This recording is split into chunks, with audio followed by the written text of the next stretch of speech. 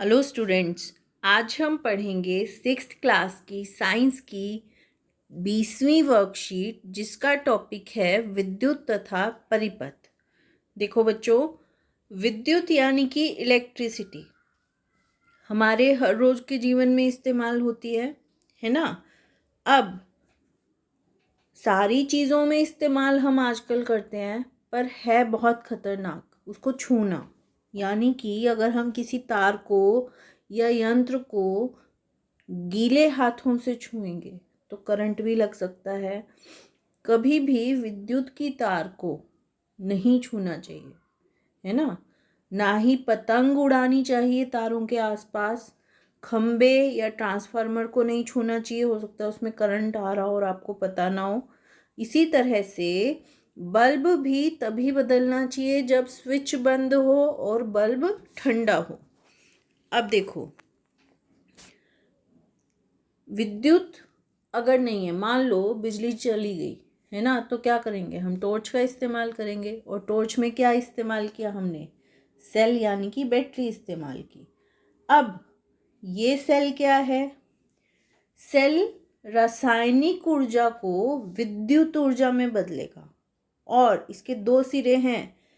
जहाँ पर पॉजिटिव लिखा है, प्लस का साइन है, वो है धनात्मक सिरा और दूसरा ऋणात्मक सिरा। इसी तरह से हम जब बैटरी देखते हैं, बैटरी के ऊपर दो सिरे हैं, उसमें से एक सिरा पॉजिटिव यानी कि धनात्मक और एक ऋणात्मक है। इसी तरह से बल्ब अगर हम देखें तो बल्ब क्या करता है? बल्ब विद्युत ऊर्जा को यानी कि इलेक्ट्रिसिटी को प्रकाश ऊर्जा में, हमें लाइट देता है ना बल्ब, तो प्रकाश ऊर्जा में बदल देता है।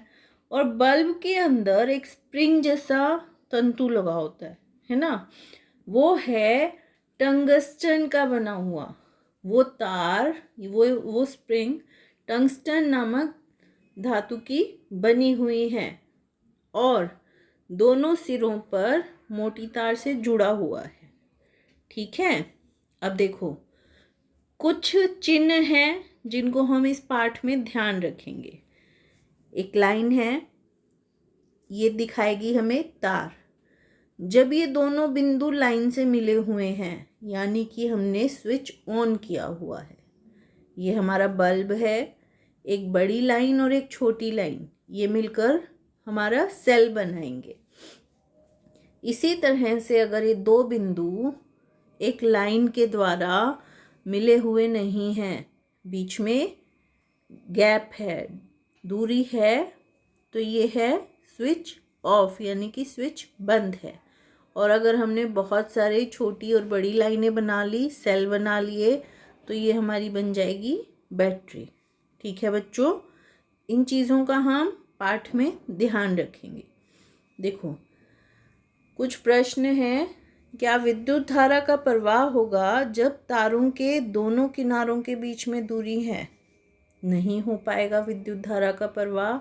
क्यों? क्योंकि धनात्मक और ऋणात्मक सिरा मिलने चाहिए, तभी विद्युत धारा का प्रवाह होगा।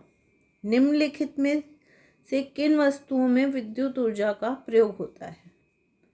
देखो, पंखा होता है, गैस चूल्हा नहीं, फ़ोन हाँ कह सकते हैं, चार्ज करना पड़ता है हमें फ़ोन।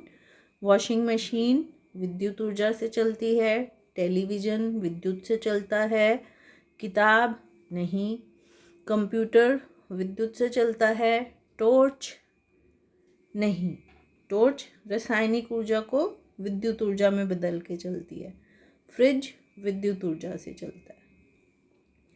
सेल के दो सिरों के नाम लिखें, तो धनात्मक सिरा और ऋणात्मक सिरा। ठीक है बच्चों, ये थी हमारी वर्कशीट। आई होप आपको समझ आई होगी और अब आप इसको आसानी से कर पाओगे। साथ ही साथ कोविड-19 से अपनी सुरक्षा करेंगे, हाथ धोएंगे, मास्क पहनेंगे और दूरी बना कर रखेंगे और अपने आप को सुरक्षित रखेंगे। थैंक यू बच्चों।